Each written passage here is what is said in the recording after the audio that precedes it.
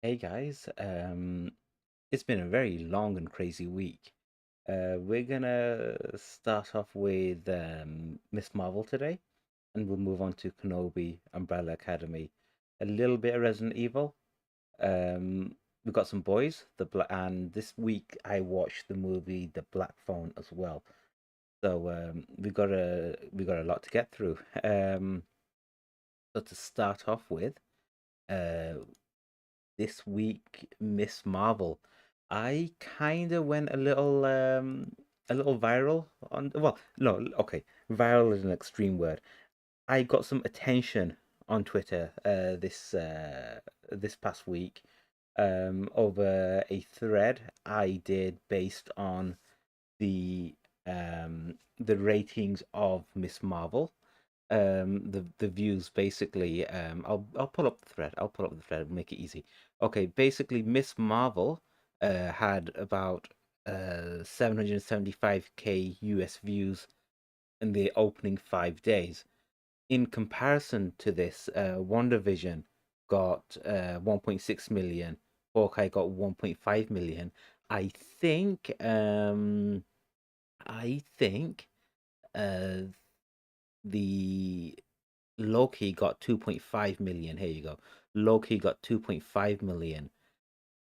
So like just leaving Loki aside, like it got like a million, relatively 1 million less viewers than the other shows. And I sort of had a bit of a thread criticizing um analyzing, not criticizing, analyzing the numbers. Realistically, I spent 3 days arguing with people who thought the Joker movie was great. If you understand the demographic I'm talking about, then you exactly know what I mean. But yeah, at that point in time, episode 3 of Miss Marvel was not out. This was the weekend after episode 2 dropped. Um, so let's look into the thread anyway. So one of the reasons behind the low viewership of the show was that all of the other MCU Disney Plus shows had known characters other than Moon Knight, which was driven completely by star power of the lead and the villain. So as a result, Miss Marvel was already at a disadvantage in that respect. Again, like just to clarify on that point, all of the other shows had A-lister or B-lister Avengers, except for Moon Knight, which was literally, oh, this is Oscar Isaac's MCU show. Um, and it's interesting actually, now that I think about it, which is um, Moon Knight is, how can I put it? Obviously, it's the character itself is neurodiverse, and the um the character itself has Jewish heritage. Some of that was touched on, not enough. The thing I found interesting was the other character. I forget her name. I think it's Layla. She was Egyptian, and I don't remember anyone giving that character any hate or any like negativity as much as they gave Kamala Khan, the character from Miss Marvel. I think that's quite interesting. But anyway, going back to the thread. So essentially, the show itself has started off as at a disadvantage from an awareness point of view. Then going on is that considering that it's airing at the same day and time as Kenobi, again that's another issue. Um, like Star Wars is a huge franchise, clearly. Um, and when you're pairing a legacy character as Kenobi again, this is like the Top Gun of Star Wars movies, the Top Gun Maverick of Star Wars movies in a sense, where we're revisiting a character after not maybe as many years, but quite a few years on a franchise that is huge. Like, would people really stop what they're doing and go on? What? Well, I wouldn't say stop what they're doing, but would people pick Miss Marvel, a relatively unknown character, over Kenobi? Which is again like going back to my thread, I kind of wonder what the decision behind this could be. Maybe the people at Disney don't think Miss Marvel itself is strong enough to retain viewers on the platform. Unsubscribing is a thing, especially in this time period where, again, like, um, I don't want to, I don't want to say it in a negative way, but like the cost inflation's gone high, cost of everything has gone high, and people are thinking of, cutting back expenses. Would they really consider cutting back on Disney Plus when they're already paying for? Well, Amazon's already the best value for money streaming service there is anyway. So like that's a no-brainer. You might as well keep that. Netflix is definitely getting cancelled by a lot of people. So would Disney Plus be on their chopping board? Yes, maybe. Um, so by bundling Miss Marvel and Kenobi, maybe they're thinking it'll have a better chance of the platform retaining viewers. And also, like I mentioned here, they can claim higher watch times paired with Kenobi. Um, it's interesting. I do wonder what the thinking was. Part of me thinks that possibly, just possibly, that because we don't exactly know what day Eid is, we have a guesstimation on when Eid happens, because it's based on the moon sighting, that they sort of thought the finale of Miss Marvel will drop in and around Eid. I think it's a week before Eid, or week after, or week of Eid, um, that the finale happens. So that could have some kind of impact on it. I am glad that they were aware enough not to drop this during Ramadan. Like that's credit is where credit's due. Like they kind of dropped it at the right time. I just wonder if it was correct for them to do Kenobi at the exact same time. But again, people get paid a lot more money to think about these things, and yeah, they're a lot smarter than me as well. So that's a separate matter. But anyway, and back to the thread. Another cause of low viewership is the lack of marketing to the appropriate audiences. This is a very late show, and I don't think the people who are doing the audience analysis understand the difference between Muslim, Islamic, South Asian, and Pakistani. Um, that's a very on the nail point, to be honest, because consider this: um, your the show itself is targeted towards you know teenage girls, maybe what 14 to 16 ish. Um, and then also, if you add the layer on top of that, and you say, okay, not just South Asian, but let's say Middle Eastern as well, or even go broader and say um, any BAME group as well. That's a possibility. But the thing is, like, the show is so good that it's I don't want to say it's like wasted on just that audience, but it's such a show that you can deep dive into that the whole family can enjoy. That it's like it's not enough that it's only just that audience. Like the supporting actors, it's probably got the best supporting actors of any MCU show so far. A Disney Plus MCU show.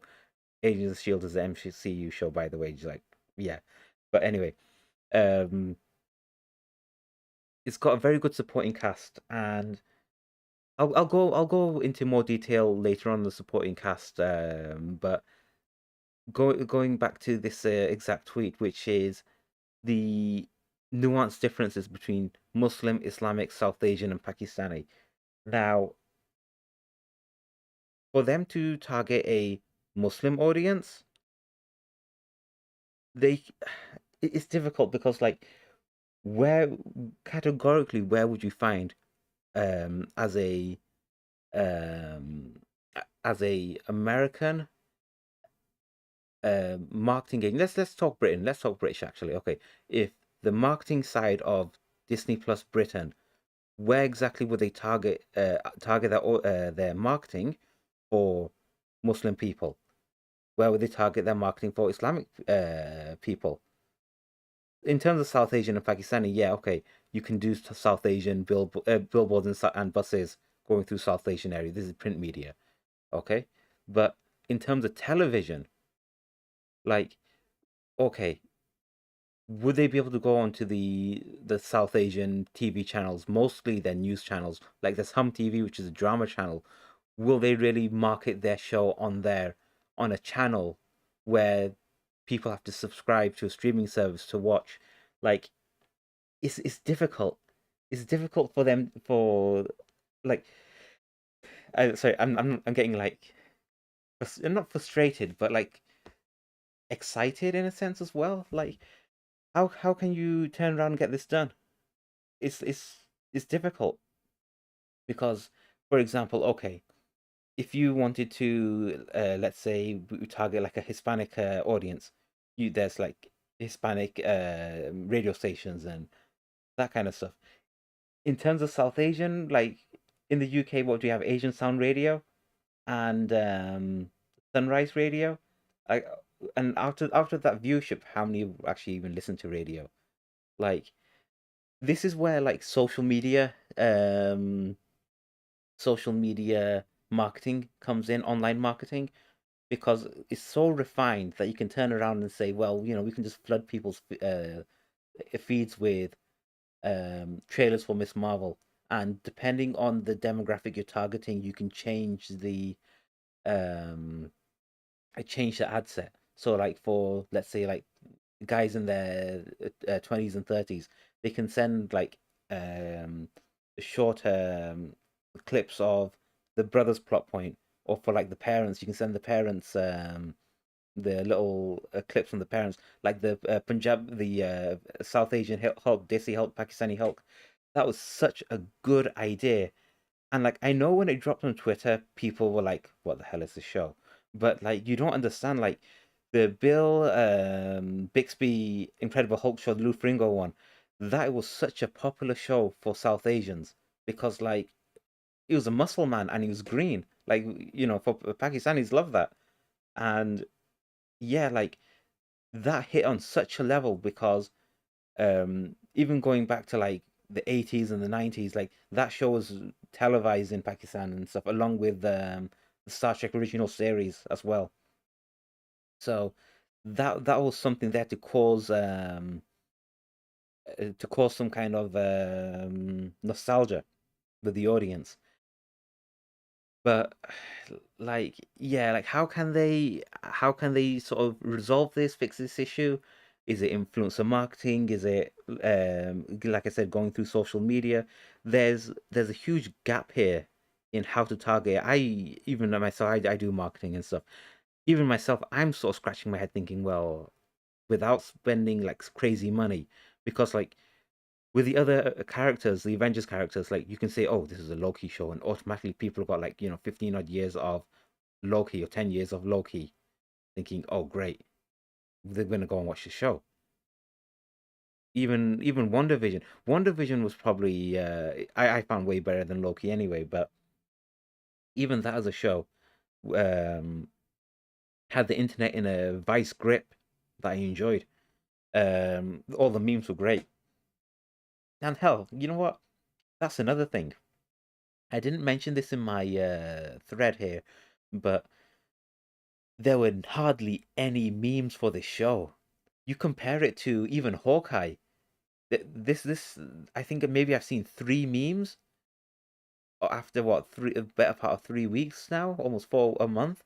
Whereas literally the first 2 weeks of WandaVision, we were swimming in memes.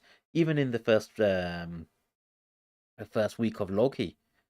So like, I know they don't write these shows to cater to like meme culture.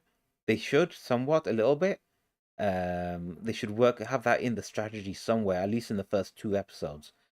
You can think back at like when Game of Thrones was airing, and everyone, as soon as the episode finished, they were just dropping memes. Spoilers without context. They even did it with Agents of Shield, I think. But anyway, like I said here, like the target audience is teenage girls, and that's fine, but others can enjoy it. Like, I'm not saying others can't enjoy it, but it's like very much a coming of age story about identity and where you come from. When you come from a melting pot of diverse cultures and dealing with expectations projected onto you. And I think that this show has a lot of how can I say it? Like it it's got a lot of usable material, if that makes sense. It can cast a wide net over the demographic that it can target. Um and like yeah, going back to my previous point, like this show isn't just for South Asian people or Muslim people. It's like this is another MCU show. Like it's not like Black Panther was only for black people, and if you weren't black, you weren't allowed to watch it. Like no, like people came out from all walks of life to watch Black Panther and celebrated it together. And going back to as soon as I heard the show was coming, I felt the same way. I thought, great, this is going to be our Black Panther. It's not come out in that same way yet. Obviously, like we're on episode 3 or out of 6, but I was expecting the South Asian community or like even the Pakistani community to come out around this a lot more. And I think there was a bit of a flaw in the marketing side of Disney to promote the show. I mean, whoever's in charge of it has done a good job. They've just not done a good enough job. And then like the other thing is how much of it can you show without showing spoilers? Um, but yeah. Anyway, like going back to this, I don't think Disney understood the potential of the show, and somewhat missed the mark by not giving the other characters more screen time. Consider if every episode of Malcolm in the Middle was just Malcolm and the family were there to set up jokes. So again, all the family members, the friends, everyone who's a part of Kamala's life, um, are such vibrant characters and deserve way more screen time. Like I know they've got a budget to work to, and the whatever algorithms they're using to calculate to keep people's attention span. Like right now, this very minute, they can throw it all out the window because Stranger Things is giving us like 90-minute episodes, and we're all glued and we're loving it, and they drop them all at once, and that's not a bad thing at all. So even with this, like, give me 30 plus episodes a season. If you've got to make them 20 minutes each, fine, but give me 1 hour episodes. Like, I don't mind if I have to wait like 6 months, 18 months. Yeah, probably like 18 months for the next season to drop, as long as I know it's gonna come. Like, this is like this is first in a lifetime kind of show. I know there's been other South Asian or Pakistani focused shows on like ABC or whatever, like, but this is the first one that's done it so right that you know it kind of boggles the mind. Like you kind of you kind of miss it, and I mentioned this in another context to some other people, which is you you can't give too much where people get sick of it, but giving not enough to make them want more is the right idea when it's the initial step. But I partly I'm kind of restless because outside of the Marvels movie, I don't know when we're gonna see Miss Marvel next, and I do hope we get to see her next, and I hope we get to see the rest of the family a hell of a lot more. Um, and going back, like, if this was like Disney's answer to their Malcolm in the Middle, they hit a gem. They hit a gem because like one of my frustrations with Cobra Kai again, like Cobra Kai is a good legacy show where they brought back a legacy franchise but brought in new characters to keep younger audiences in. With Cobra Kai, my only complaint is the kids don't dress up in outfits and fight like Power Rangers.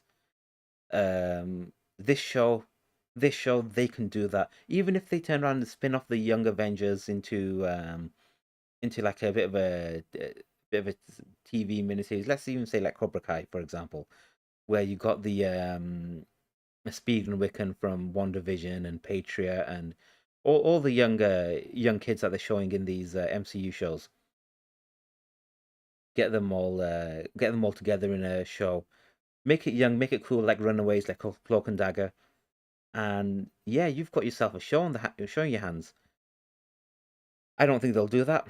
Maybe they'll have like a crossover event or something, but I think Defenders show them that that's not worth the time as well, to be honest. But I need more of these characters, especially these kids. Like the future of the franchises is in them, and I'd love to see like a couple of shows dedicated to showing what their slice of life is. Like I mentioned to the guy from Heavy Spoilers on Twitter, that we're in the slice of life era of the MCU, where it's a gap between the Infinity Saga and whatever's next. And we're just getting like a speed breaker. We're getting to have a look around and see how things are going post the return of everyone. Um, but yeah, like going back to the thread, by bringing the other family members into the spotlight and giving them their own plot points, the show could have a broader appeal without Disney needing to understand the cultural differences between the ones outlined above. So again, like Malcolm in the Middle, is such a good template for a family show, because every character had their own spotlight, and the dads like the dad stuff and the moms like the mom stuff. Um, so yeah, like give the characters more screen time. Unfortunately, like they can't um they can't take away from Miss Marvel. That's the thing. The show is called Miss Marvel, not Miss Marvel and her family. That's like the main issue. But on the flip side, like even if you consider something like the Sam Raimi Spider-Man movies, is how much screen time did um what's his name? Not Norman Osborn, Harry Osborn get, or Mary Jane or Aunt May in the Sam Raimi movies? They got enough to play a pivotal role in the movie and to make their presence known, but not so much where they overpowered Peter Parker and Spider Man. If that makes sense, like they need to be there more, but not too much. Um, but nonetheless, what they got so far is good. They, like I said, they've got the best supporting cast from any MCU show to date. Um, sorry, Disney Plus MCU show to date. Agents of Shield still reigns supreme. Um, but yeah, again, like keep in mind, I wrote this tweet at episode 2, not including episode 3, where we got more screen time with the brother and his wife, and the Imam and Nakia and stuff. So yeah, it doesn't really necessarily change my point too much, but it is something to keep in mind. Um, Now, the other thing I mentioned here is that the issue is that we needed the show 15 years ago, but even in its current form, it's still ahead of its time. Unfortunately, many South Asian homes aren't ready to see their daughters go on a hero's journey, and as a result, I'm sure many would be critical of their children watching it. Um, so on this, like a double tweet. So, firstly, we needed the show 15 years ago. Damn right we did.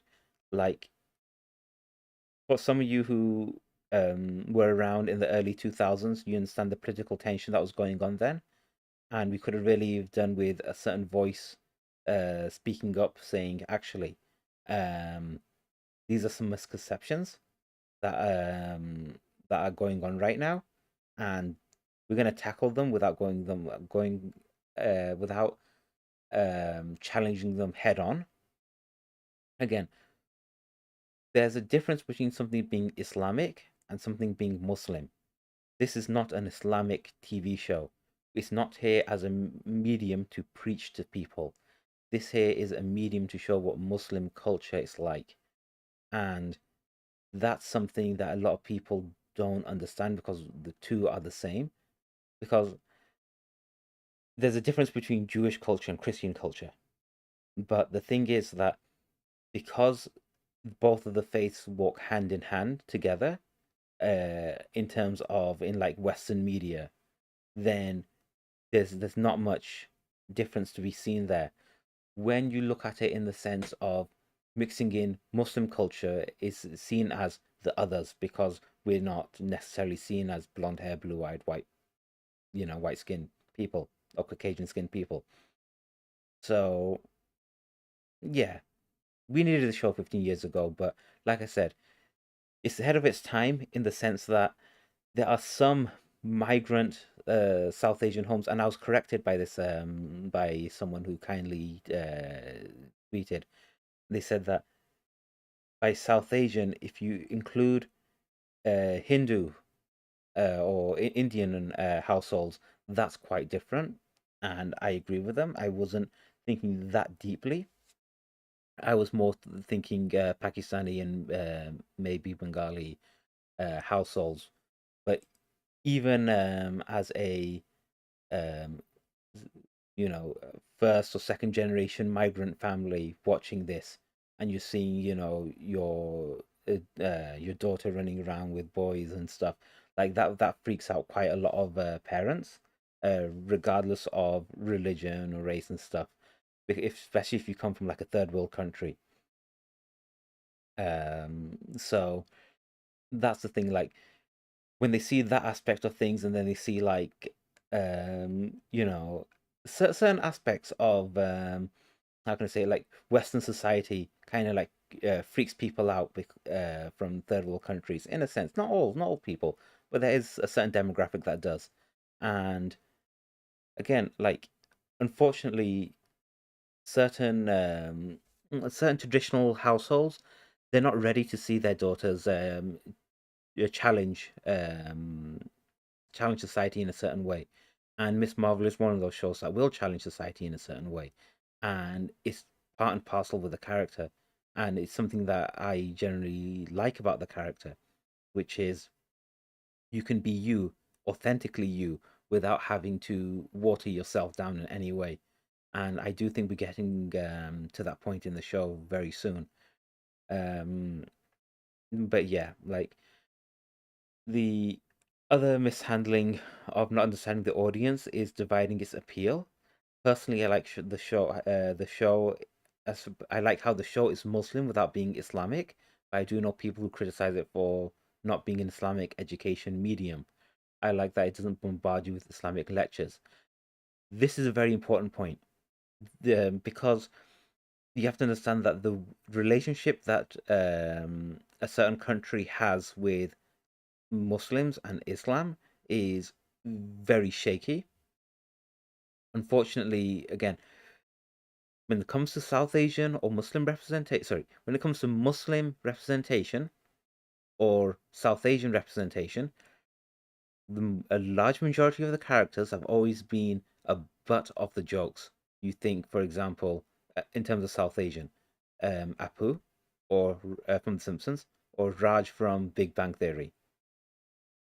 They tend to be the butt of the jokes and not like heroic lead characters or aspirational characters. Um, the Muslim characters are very few and far between. The only one I can think of off the top of my head is Saeed from Lost, who's a macho man, no doubt, but even he had even in the writing of that show, they couldn't avoid the political tensions of the early 2000s, and obviously it's a mid 2000s show, so it was still fresh at that time. But again, like I like how it's Muslim without being Islamic, and again, like how can I say it? If they were sitting there and preaching all sorts to the audience or demonstrating all sorts to the audience, like I'm worried it would turn people off. And or even worse is a certain demographic of the United States doing a protest and saying, well, you are pushing a certain agenda to my children X Y Z. Like, no, it's not one of those shows, and it shouldn't be one of those shows. It should be showing you this is like I've mentioned this here. For many people, this is the first look into Muslim culture. This is the first time they set foot in a Muslim or Pakistani house. This show is doing a great job at handling the misconceptions without addressing them head on, and I know that there are plenty of migrant families who could relate.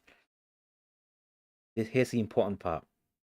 This is the first time a lot of people are looking into Muslim culture and getting an insight on what goes on inside Pakistani house.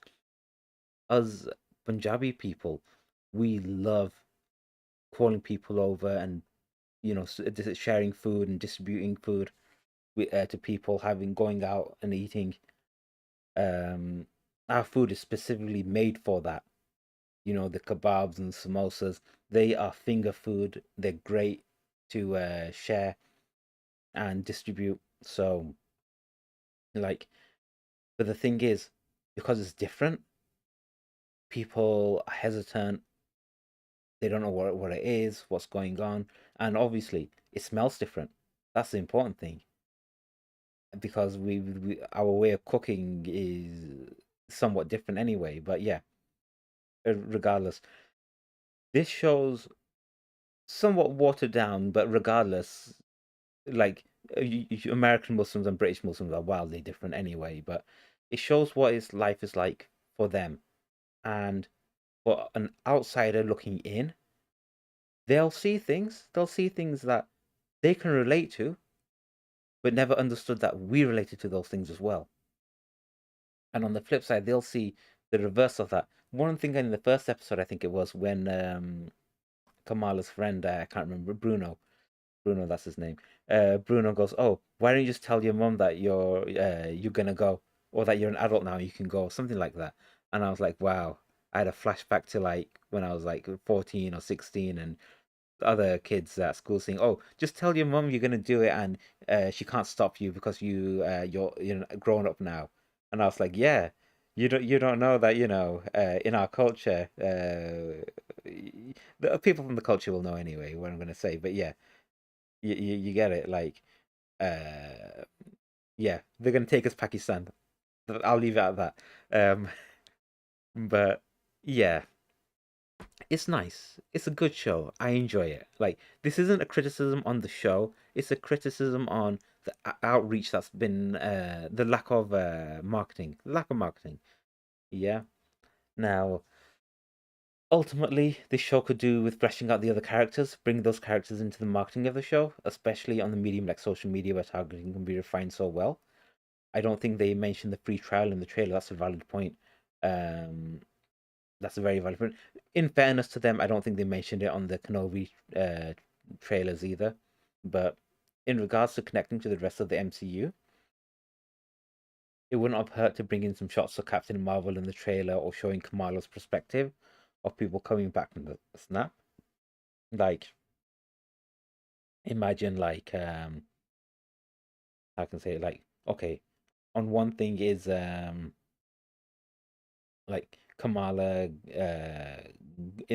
praying in the mosque, and someone snaps back, and everyone just like screaming or something, or one of the kids, one of the one of like a cousin or something is like always used to bully her for being old, because he was older and XYZ, and now the snaps happened, and now he's the younger one, and she gets to like laugh and joke again with him about it. Something, fill out the plot point a bit more, fill out the story. um and again, like, flesh out the characters more. I have no idea what the father does. I have no idea, like, what you get it, like, what does he do? And the other thing is, some shots of Captain Marvel in the trailers. Like, the intro of the show was so good, where she had that fan fiction of Captain Marvel, I think it was. But like, could or was it a retelling of Endgame through her perspective? Um, like, yeah, that could have been a trailer as it is, and it just digs in a bit deeper, adds another layer onto that. This is an MCU Disney Plus show, rather than, oh, here's a Pakistani girl who's a superhero and stuff. And hell, even the wedding clip of the dancing from episode 3, they could have made that as a whole trailer before the start of the show. I know they chucked it in in between episode 2 and 3, I think it was, but a lot more could have been done. Anyway, um, they needed to entice people to watch, and based on connecting to the show, based on the connection to the MCU, just to get them through the door, the show itself was strong enough to keep them once they're in, and it's correct. Um, I am agreeing with myself, but yeah, that's a separate point. But yeah, like it was a good show. I liked it. I enjoyed it.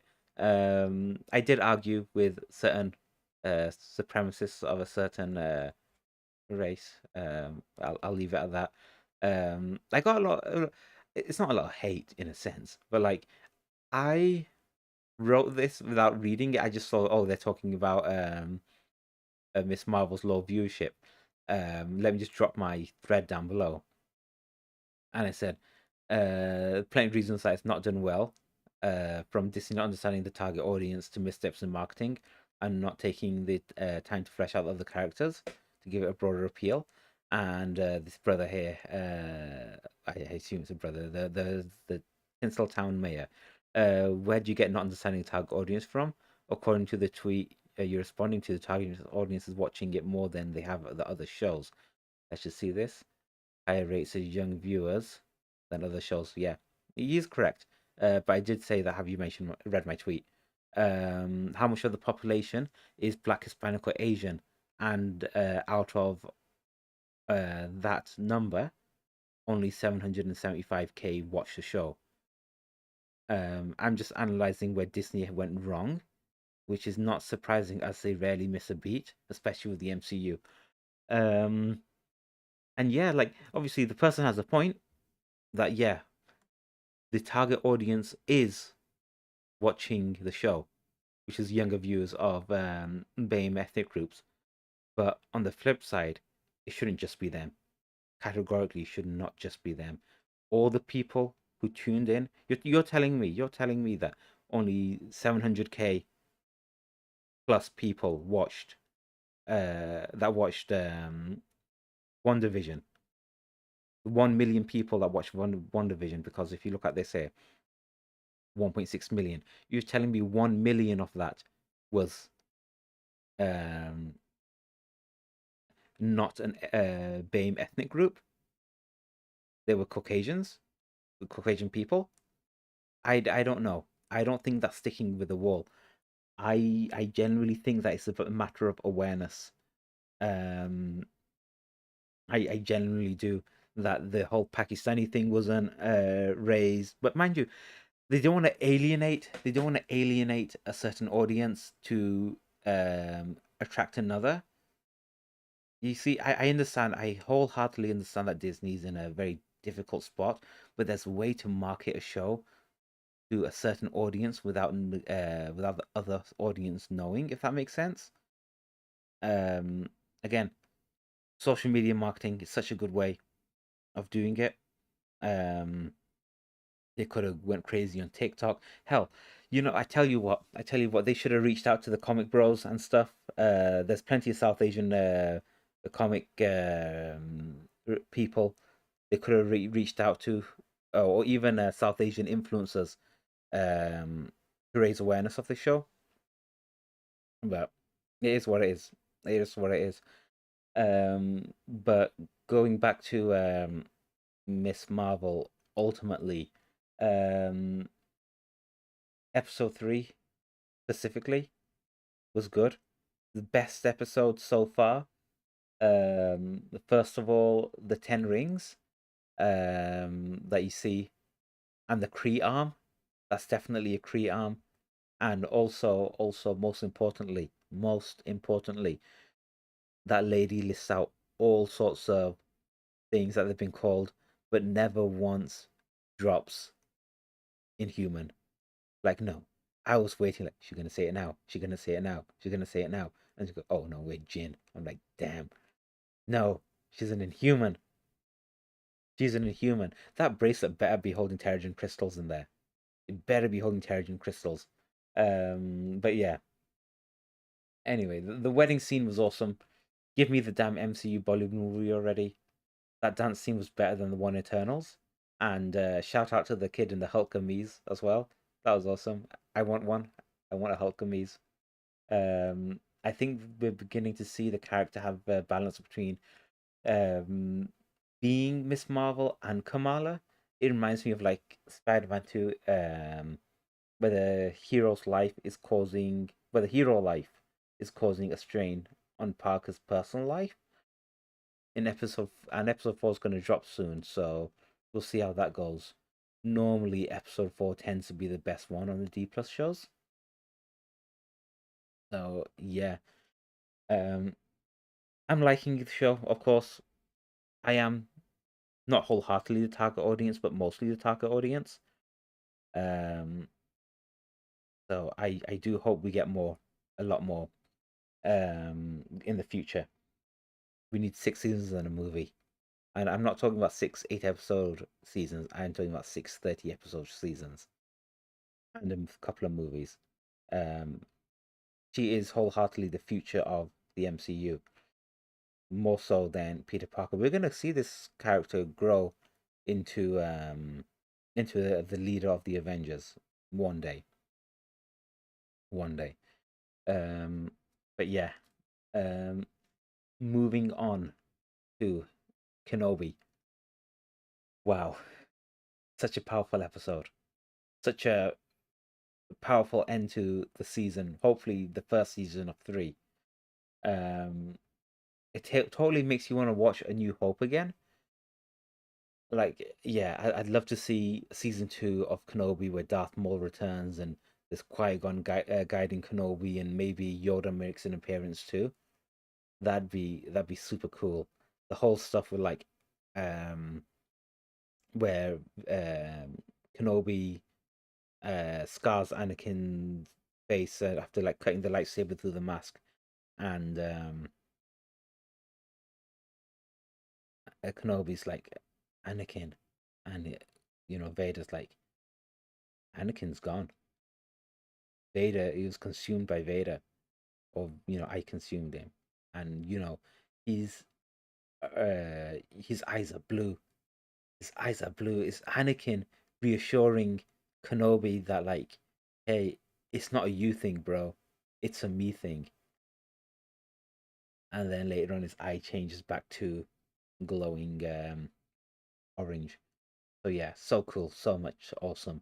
I want more. I need more. Like Disney Plus is, in terms of quality content, Disney Plus is right up there. In terms of value for money, Amazon Prime is unbeatable. To be honest, Netflix, it's on shaky ground. They're making the wrong moves for the wrong reason as well. It's all down to money, obviously, but they're making the wrong moves. They need to focus on quality shows. Even if they did one quality show a month and drop it in 4 parts, rather than trying to do like 6 or 8 shows a month and just messing them up. No, no. Give me quality Netflix. I want quality. And talking about well, before I move on to Netflix, actually, I just wanted to make a quick point about Andor, which is coming next in the Star Wars Disney Plus shows. Um, I wonder if K2SO will be in it, because that was like my favorite part of Rogue One, my favorite character of Rogue One, and one of my favorite droids in all of Star Wars. But yeah, moving on to Netflix, and more importantly, Umbrella Academy. And this season, I enjoyed it a lot. Did I enjoy it more than season 2? Probably. Um, I can't remember much of season 2, to be honest with you, but I enjoyed it a lot. I think I love the Footloose bit so much, so much. Everything with Luther's character arc, Klaus being Klaus, the whole. I also really liked Victor's journey through the season. The wedding episode was very relatable too. I'm not sure if we're going to get season 4. Netflix has a habit of canceling shows right after season 3. But I do hope whenever the show does end, I hope they get to wrap it up properly rather than leaving it on a cliffhanger. Um, After Stranger Things, this is probably the strongest show, or the only show. Well, the show I'm most likely to return to Netflix for. Um, so yeah, Umbrella Academy was awesome. It was great. Again, like I like that Netflix drops all the episodes at once, but also it makes it taxing to watch them all. Like I think there were 12 episodes of this season. It would have been nicer if they just dropped like four at a time over 3 weeks. Um, that would have been decent. That would have been the right thing to do, because I remember, I think this is during the time when Daredevil was coming out on Netflix, and they designed the shows to be watched at 3 episodes at a time. I think it was season 2 of Daredevil, in fact. So you had the Punisher arc, the Elektra arc, and then um, the third part. I can't remember what the third part of that show was. It was again up against the hand, I think. But yeah, like drop it in 3 parts or 4 parts, but with like 3 hours plus 4 hours or so per delivery. I think that's a healthy medium. Um, Interestingly, the guy that plays Luther also played Wesker in the new Resident Evil movie, which just happened to be, according to everyone at Sony and the studio that made the movie, that it was actually relatively successful for them, and they're possibly potentially planning a sequel which is based on Code Veronica, and I sure hope it is. Like, I kind of hope that they mix up Resident Evil 3 and Code Veronica into it, where you've got on in Code Veronica, it's a Claire and Chris story of them reconnecting. Okay, you know what? Let's be crazy. I'm gonna give you my willy-nilly plot, which is the gang are up to on the hunt for okay. The gang have just left Raccoon City. They're on the hunt to take the fight back to Umbrella. They get captured by Umbrella in one of their facilities or labs or something, and they get separated. They get split up. Sherry's with them. Sherry's with them as well. The gang gets separated, and Claire is in a prison on Rockford Island. Chris is elsewhere. Um, I think where was it now? Because I had that idea in my mind. I think it was, yeah, Claire and Jill are um yes, correct. Claire and Jill are on in the prison on Rockford Island, and they've been separated from Sherry, and they're looking for her, while also Nemesis is in pursuit of them, because the island is going to crap, and there's an outbreak happening on the island, and Chris and Leon are trying to get back to Claire and Jill, but they get separated somewhat, and now Chris is after Wesker, while Leon is after Ada, and Chris and Leon are after Wesker, and Ada's getting in the way and causing a bit of ruckus and pulling Leon aside and stuff.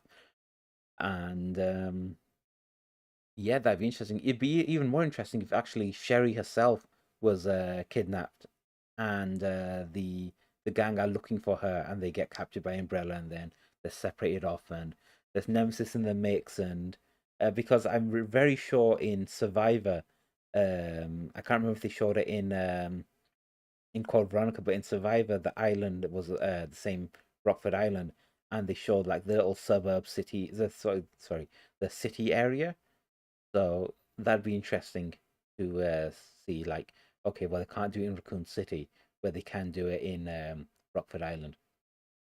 Uh, yeah, and they can have all the Ashfords like in the way there as well, because from what I remember, there's conflicting factions within Umbrella itself, and then maybe you can throw in like Carlos and make it crazy. Like, yeah, here's this: the Ant-Man 2 is one of my favorite MCU movies, and for the one of the reasons is that there are so many different groups of people in there in that San Francisco chase scene that it made it crazy, and is one of my favorite chase sequences ever, where you've got Ant-Man and the Wasp chasing after Ghost, who's also chasing after the um the guys that are buying the um lab equipment from for Hydra, and also the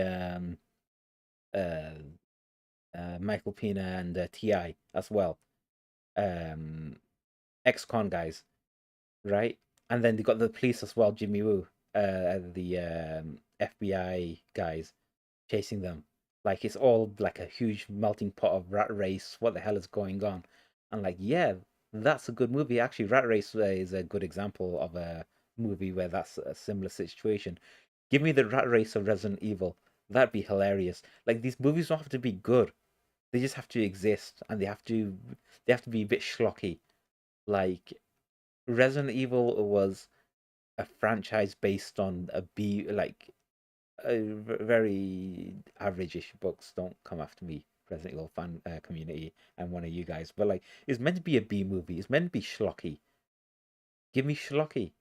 Give me over the top. Give me like, um, give me B movie aesthetics. Like, it's not. I want to say it's not too that hard. It is hard, clearly. After like what 10 Resident Evil movies, and they still not perfected the formula. They got real close in Resident Evil Apocalypse, and then the rest of the stuff happened. Like this is the closest they've got in a while. It's just that I don't think the budget was there, and I don't think the budget will be there again. Um, hey, shout out to the costume department. They did a hell of a lot of work. They earned their paycheck, but the sets were right as well. But I don't know. I don't know. It needed more writing. It needed to blend the story a bit better. But budget is a thing. Unfortunately, these movies they don't work on a limited budget, which is a shame. I do hope that Sony can knuckle down on this. This is their next big franchise, right there next to James Bond. If they can like snap up Tom Holland and make him 007, like they got something here. Sony focusing on their video game to movie pipeline would be so good. Let's get the Tomb Raider franchise going as well. I've not seen that movie, but I hear it's similar to this in a way where everything looks right, just the story isn't there.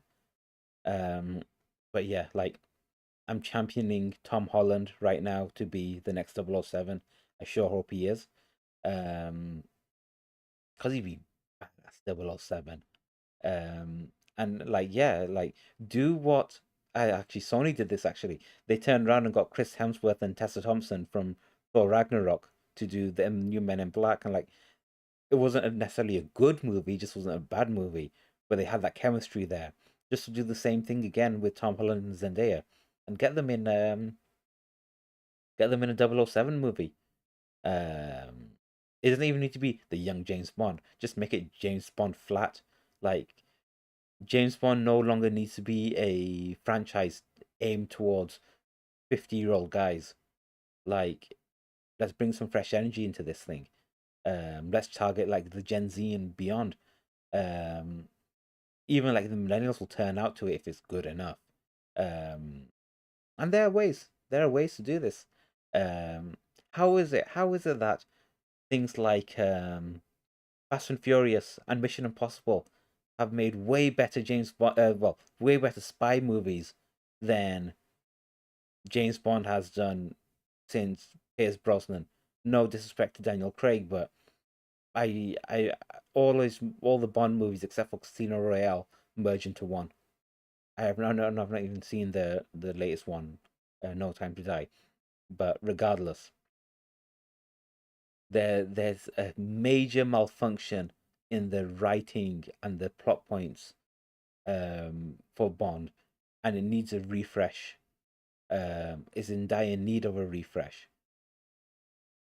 I do think I had a idea for this. Um, yes, I do have an idea for this. This is based on watching that show. What was it called? Um, it was called what's his name now? Roger Moore TV show. Lee Curtis. Let's have a look. What was it called? What was it called? The Persuaders. The Persuaders. Yeah. So this show, The Persuaders. For those of you who don't know, this is what Roger Moore was doing before he did Bond. I think. I think. Um, yeah. Roger Moore and I think it's I forget his name or um guy. Let's see. Yeah, Tony Curtis.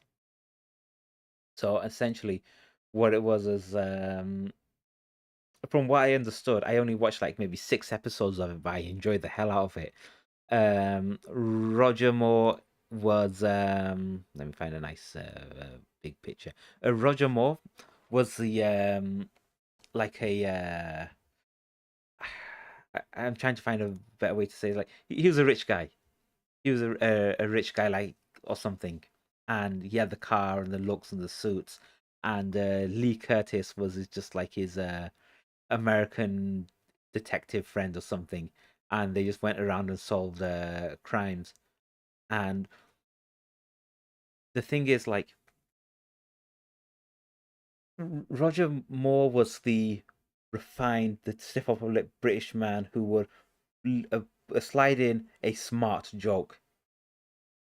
Lee Curtis was American, and he was like the typical American of the, the 60s, where he's like, he, how can I put it? He was always poking fun at things. He was a funny one. Let's put it this way: he was a funny one, but he set up the jokes perfectly for Roger Moore, and I think this is something that um, Tom Holland's James Bond can really pick up on. Is giving him, I remember now, I remember this now, is giving him a partner, a like a CIA type, um to work, to be his like buddy cop. Basically, he needs a Paul Walker to his Vin Diesel in a sense. And I know exactly who it is. And they probably won't cast him. They probably won't. They should. I'll tell you who they will cast. Well, who they're more likely to cast. But this is my who I'd cast. Okay.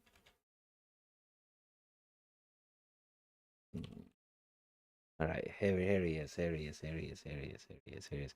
Yeah, I'm gonna get so much hate for this. The kid that played Carl in The Walking Dead. Uh, Here he is. This guy opposite opposite what's his name? Tom Holland. Let me get the fella's name. Riggs. Handler Riggs.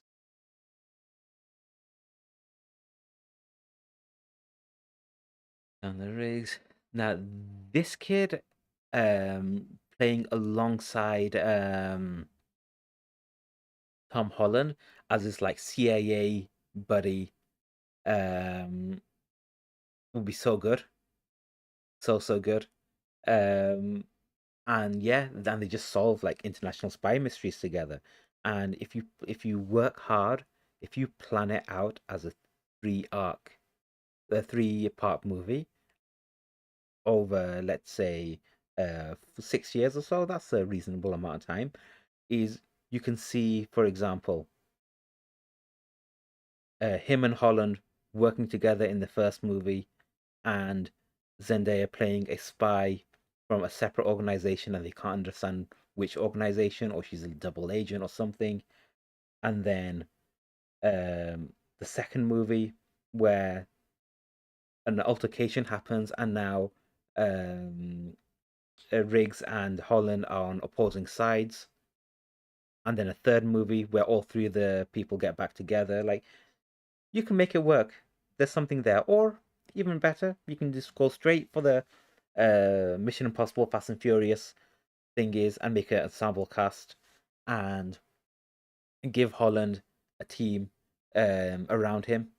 Um, because that's the other thing is, unfortunately, I don't think Holland is a strong enough actor to carry an entire movie on his own.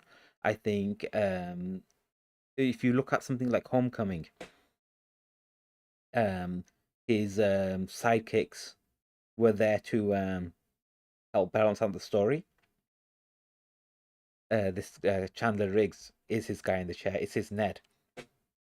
If he was in a Bond movie, um, yeah, I do think that, like, in a Gen Z type of way, um, put Riggs and Holland together as a buddy cop duo, and mix in Zendaya in there as like a bit of a villain, a bit of a baddie. That'd be good. That'd be good fun. Now, who I think Sony would pull out all um all their money for is this guy, and I think they already have him on the payroll. Um, this guy Finn, Wolfhard. Um, this kid will probably be more likely to be starring opposite Holland. If you watch him in what do you call it? The new Ghostbusters movie. I do think that's Sony. I'm very sure it's Sony. But yeah, this is probably who Sony will aim for their Bond movie. And even if they get Millie Bobby Brown in as well, um, just to keep focus on that's like young people, like the the spy agency is all about, like, you know kids fresh out of high school, um who like training while they're young, like, think Kingsman. Again, like, Kingsman just came out of nowhere and was a better spy movie than any of the past however many James Bond movies there were since Pierce Brosnan left. But yeah, um keeping things going back to Resident Evil, like, the new Resident Evil show drops later this month. I'm not sure what to expect, but I'm glad we're getting more Resident Evil stuff than ever. Um, yeah, um, more Resident Evil stuff. Obviously, in case you didn't know, I'm a huge Resident Evil fan. Um, so yeah, give me more. Um, Now moving on to the boys. Like, yeah, it's no secret that I absolutely do not like the boys at all. I only tune in because, like, everyone on the internet's talking about it and it's accessible, and I pay for Amazon Prime and all that stuff. But yeah, this week's episode was all right. It was a kind of chaotic side of the show that I like. um I'd rather more of this, being balls to the wall nuts, literally. But, like, I kind of think they need to like, you see, the characters in the boys I don't have time for is like Frenchie and Starlight. Like, if they just remove those two characters, I'd be much I wouldn't mind the show that much. Um but yeah, like, whatever.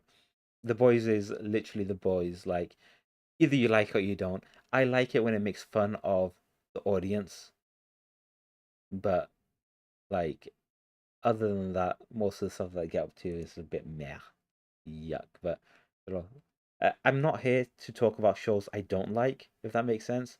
But I did like this episode a little bit. But yeah, like, enough to tune in next week anyway. Hopefully, hopefully, however much success The Boys is getting is giving Amazon Prime more reason to make the Dread movie or another like a Dread TV show or whatever. Like, I just hope Carl Urban gets that chance again.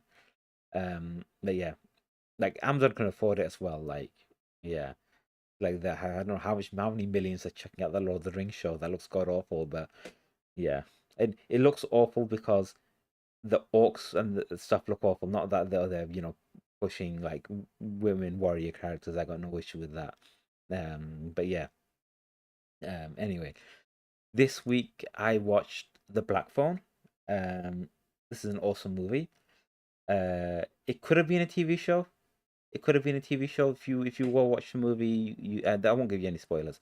If you go watch the movie and you see how it's laid out, it's easy to understand that yeah, it could have been a show. 4 to 6 episodes maybe. But it's a Blumhouse production, which is good, which is always a good sign.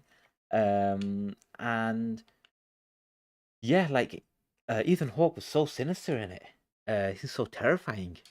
Um, but yeah, like definitely go check this out. I know most of you probably won't. This is probably something you're gonna watch on a streamer whenever it comes out. Most likely Netflix. But yeah, but it's not exactly related to this movie, but it's a reflection I had from the movie, which is would it kill them, Hollywood in general, to make a horror movie set in the early 2000s?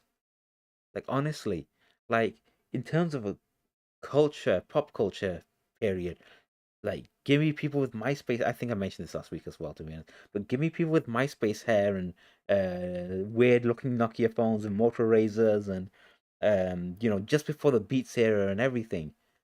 Like before, like touchscreen phones were a thing, but the phones with the slide out keyboards, like iPod era even. Like they'd made horror movies set in that time period during that time period. Why can't they just go backwards and set nostalgia pieces there? Like they set nostalgia pieces in the 70s and the 80s and even in the 90s. Like I don't have to wait 10 years for people to say, "Oh, the early 2000s, they were such a cool time." Um yeah, like give it to me. And the other thing is where are all the comedies? I'm not talking about like the rom-coms or the overly lewd comedies. I'm just talking about this plain Jane comedy movies. What happened to them? Where have they gone? Bring them back. Even the teen comedy movies, they're fine. Just like, what the hell are they? Um, yeah. Like, what the hell, man? Where are the comedy movies? Anyway, I'm probably gonna try and catch Top Gun at the cinema. I don't think I'm gonna watch Jurassic World. I don't think I've watched any of the Jurassic World movies in the cinema. Like, let me just say that again. I don't think I have watched any of the Jurassic World movies at the cinema. I'm very sure I didn't watch the first one um, because I was abroad. I think I watched it on an airplane um, a couple of years later. I didn't watch the Fallen Kingdom because I was too busy with my 9 to 5, and I watched it on Netflix. And I think I did a review on it as well, talking about how I dislike, how it was such a polarizing movie because on one hand it was a Jurassic Park disaster movie, but on the flip side, it just went full 180 and turned into a mad scientist movie, which is a pretty good mad scientist movie, just not the right time, not the right place. This one I hear bad things about. I don't know if I can push myself to see it. Maybe we'll see, but mostly I'm gonna go down the route of Top Gun as soon as I can because it made $1 billion. So yeah, um, I think that's all for this week's show. I'm gonna try and work in work in some Q&As in the next couple of weeks. If you got anything for me to answer, just fire it ahead.